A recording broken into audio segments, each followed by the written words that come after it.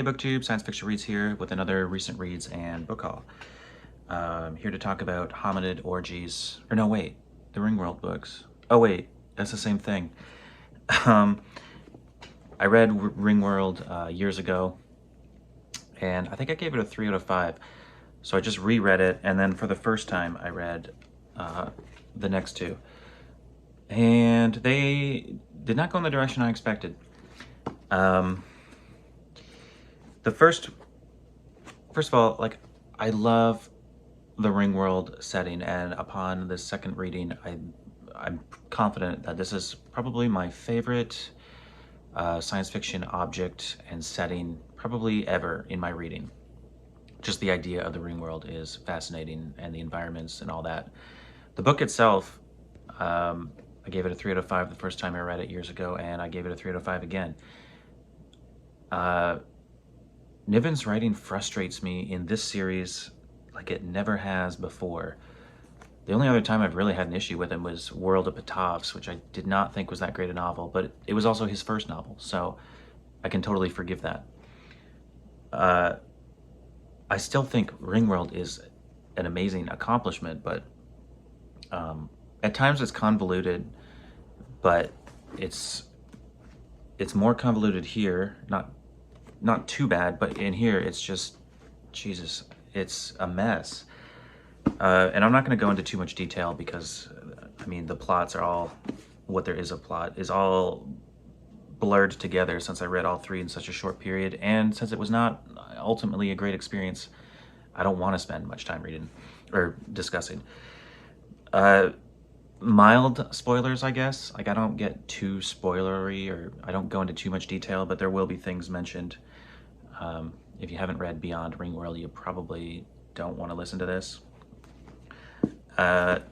So yeah, I think Ringworld is fascinating on its own, and part of my problems with the next books are the fact that they were never planned in the first place. So there's massive retconning going on, massive changes.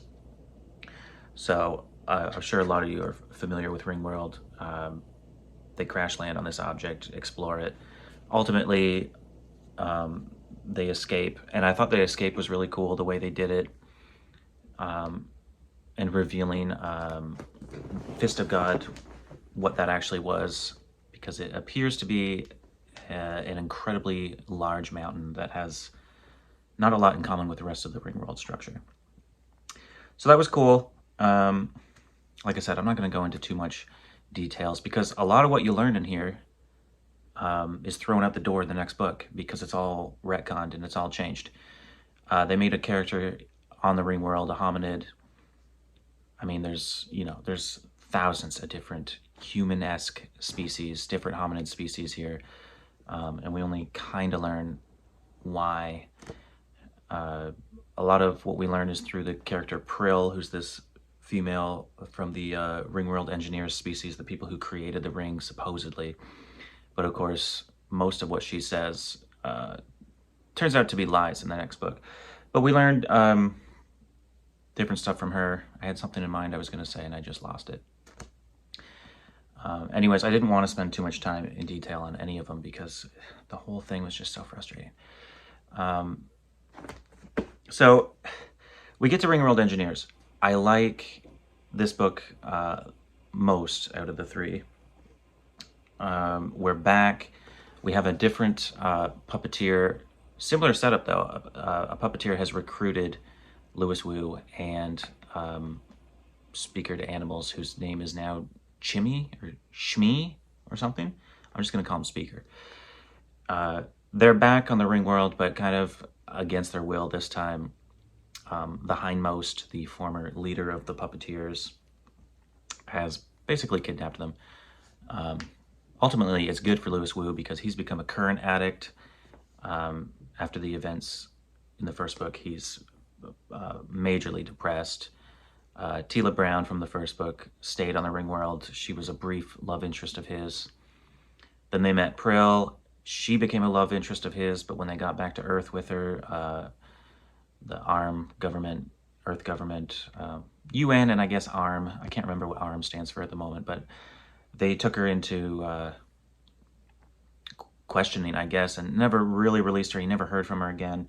So he's, I guess, heartbroken about that as well. But he's also kind of hiding from the government. He moves to another planet and is just kind of keeping a low profile. And he's also just become an addict. So he gets shanghaied.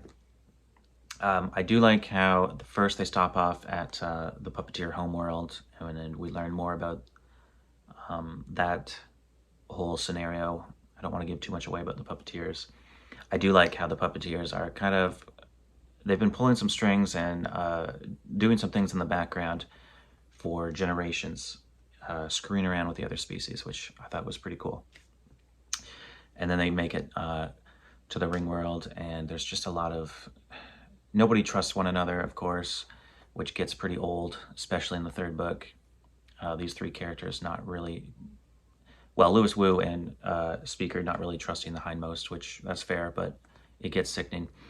And then we start to learn that everything we learned in the previous book is false. And that's okay, because I like the backstory we get about, spoiler territory here, the Pack Protectors. Now, I did read years and years ago, I read Protector. It was either the first or second book by Niven that I read. I did not know at the time that it was so interconnected to the Ringworld series, and that it has you know, so many details and backstory, and it fits into place. And I don't remember any of it really, but it's mentioned a lot here and a lot here as well. So my plan was to read that after these, because I don't have the fourth book, Ringworld's Children. I was hoping to find it out in the wild these past few days, because I went to a couple different spots looking for books, but I did not find it. So I figured, well, if I don't find it, I'll read Protector next, and I'll order it online. But after this mess, I'm just not in the mood to continue. So I'm not going to read Protector, and I'm not going to buy Ringworld's Children. Anyway, I do like the backstory we get with Pack Protectors. And I do enjoy the whole reveal of, oh, the Ringworld's in danger. It's not how we left it. It's off-center from the sun, and in 18 months it's going to collide with the sun, and, you know, trillions of lives will be lost. And, you know, Louis Wu's whole thing is almost subconsciously or in the background, he solves major issues, or he just has intuitive leaps. I like how he solves mysteries and solves problems.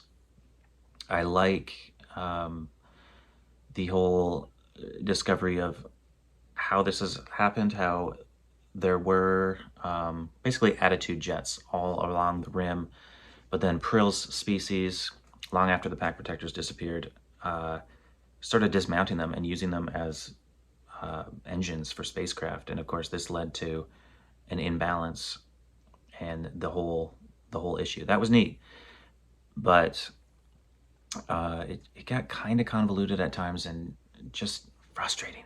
And it's also blurring into this, so I'm having trouble remembering what happened in which book. Ultimately, it's good.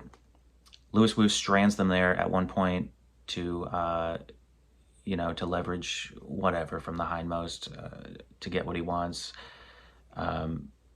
He damages the hyperdrive or whatever in their ship, and so they can't escape. And so the book ends with they save the Ringworld a really cool way. I love the physics of it. It's really neat. They solve a couple more mysteries, and ultimately they're stranded there, and they go their separate ways. Oh, and the whole discovering that out in the ocean is an exact replica of all known space planets. Like all the continents of Earth are there, all the continents of Zin.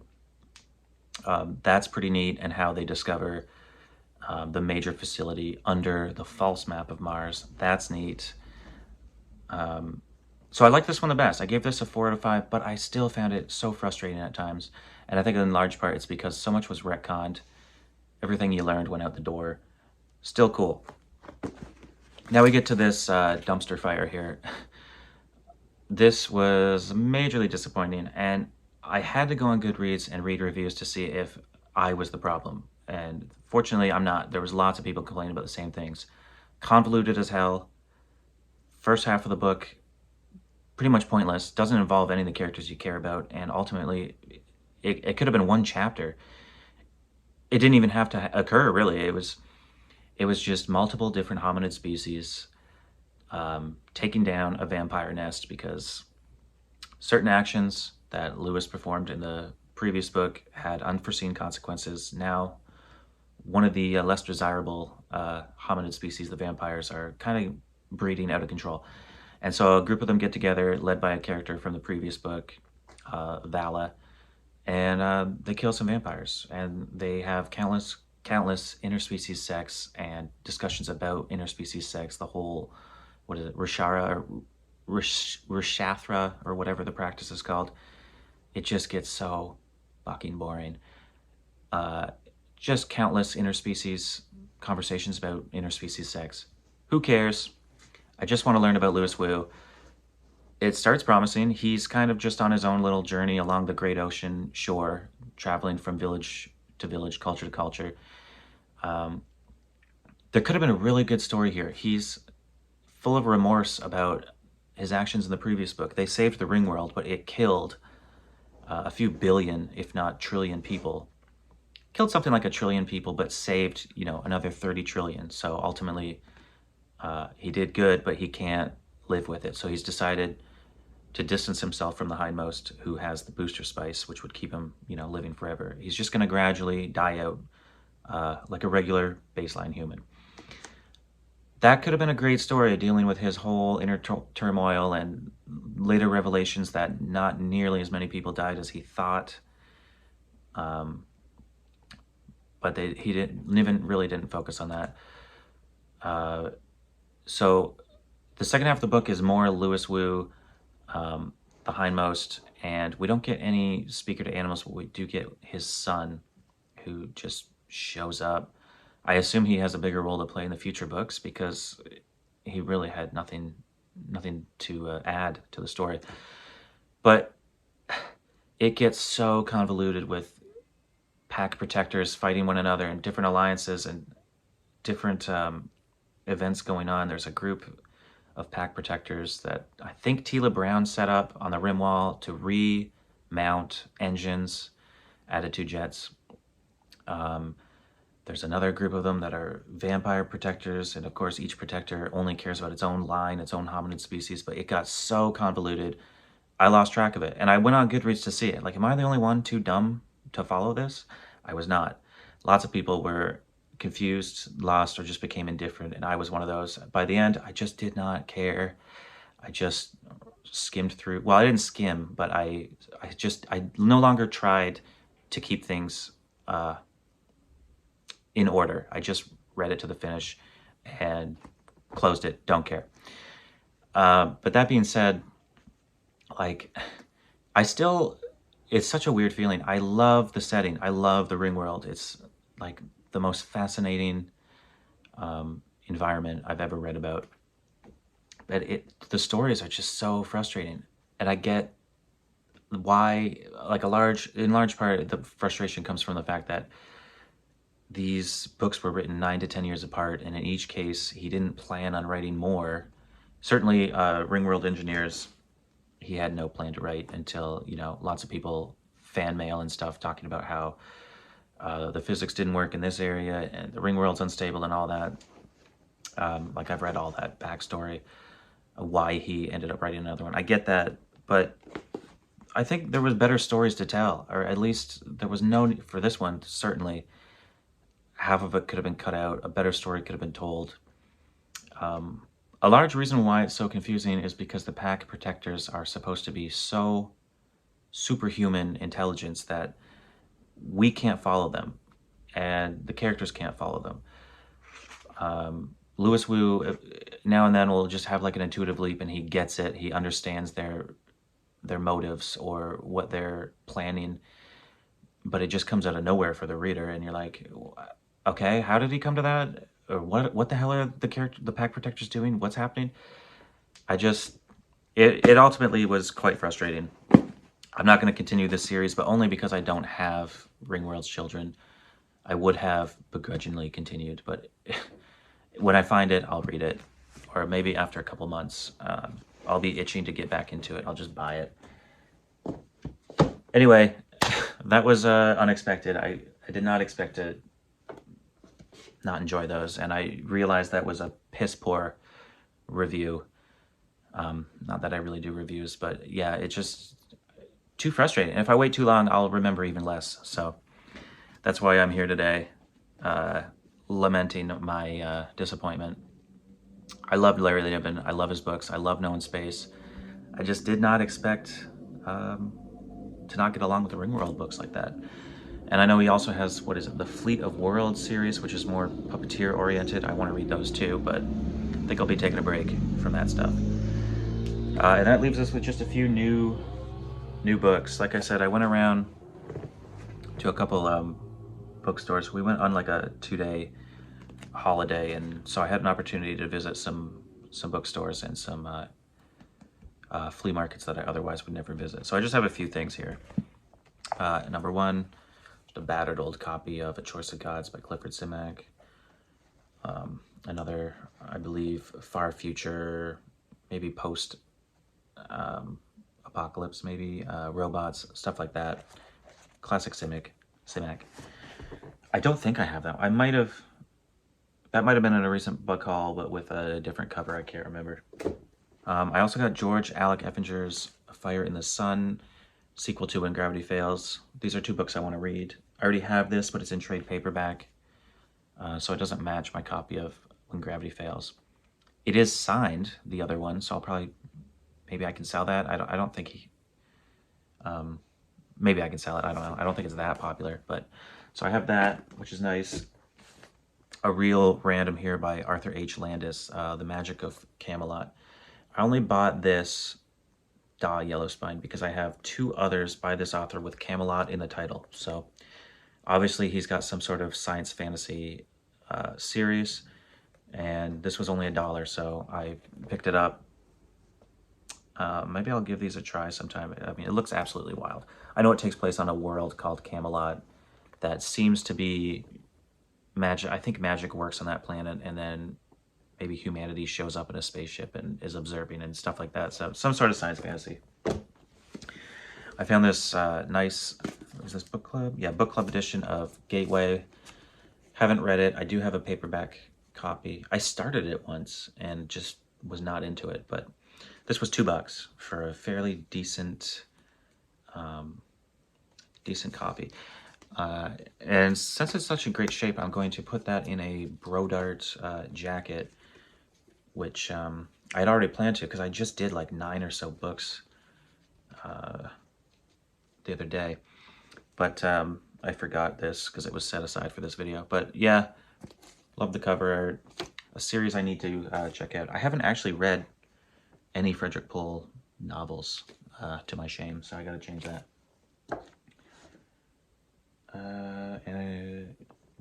One real random, I posted this I think yesterday on the community tab. Just, I don't think anyone's really ever heard of this. I think this is the only book that Paul Drennan wrote, Wooden Centauri. I only grabbed it because of the crazy cover art. And you know, obviously I hope it'll be a decent story, but I took a quick look inside and I read a review online. There's no reviews on Goodreads, but I found a review online that was from some science fiction magazine, and it was not a good review. So I don't think it's going to be good, but you know, I love the cover art. Let's see if there's a author name here. Josh Kirby, Jacket Design, Josh Kirby. I'm guessing that's the cover artist. Yeah, I believe it's just about a colony ship that has some sort of failure. Only 2 people survive, a couple, and they return to Earth, and Earth is vastly changed. So, a story that's been told 1,000 times. And probably much better. And then one more thing I found at a flea market. I only grabbed this because this is the only issue of Future Life that I've come across in the wild. I grabbed that because it gave me such strong David Brin vibes, right? With a dolphin that has this gear on. But I don't think that cover art was used for, or that was used on any of his cover art, but I can't remember. But it has some articles in here. This one especially I thought was neat. This article, what role can and should science fiction writers play in working with America's major corporations in planning for the future of society? And this question is then posed to Jack Williamson, John Varley, Octavia E. Butler.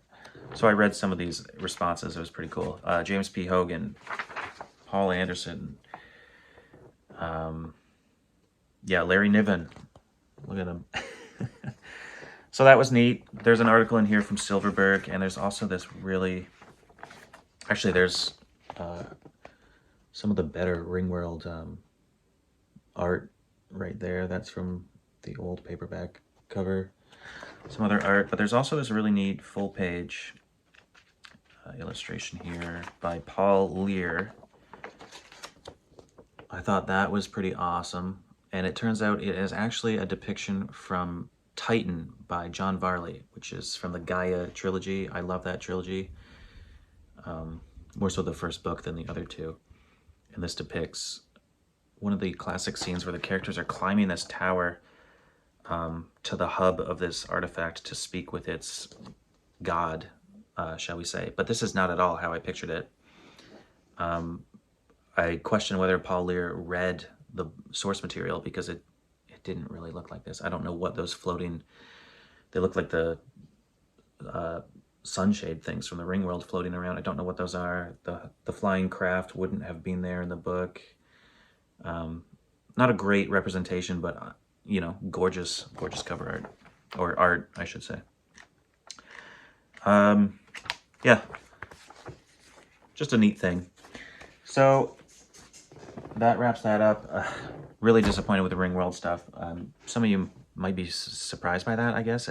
Maybe not if you've read them, but I thought I would cleanse my palate, read something totally different. I don't know if I will, but this has been on my TBR for a while now. I just keep pushing it back. Lockdown Tales by Neil Asher. I've wanted to get this read soon because now he has another one out, Lockdown Tales 2. It's just short stories, but there's a bunch in here that take place in the Polity universe, but I believe like in the future of the Polity, which is really neat. Most of Neil Asher's books take place in the Polity within the same, probably like 600-year time period, or 1,000, something like that. And there's not many that take place, to my knowledge, until now, post-Polity, except this really great novella, which he, I think, just self-published on Amazon. That's why it's this shitty print-on-demand thing. Although he did just re-release this and a few other stuff he published himself on Amazon with cover art, which kind of irks me. Like, I could replace this for $6 to get the cover art edition, but I'm not going to do that. This is really cool. It's post-Polity. There's still humans in human space, but it's a vastly different environment. And so I'm hoping to enjoy some of that in this, although I don't know if I'll start it. I haven't started it yet, and I don't have any time to read today, so by tomorrow my mood may have changed. But that's where I'm at. I've had enough Larry Niven hominid orgy scenes for now. Yeah, we'll move on to something else. As always, thanks for watching. Much appreciated, and see you next time.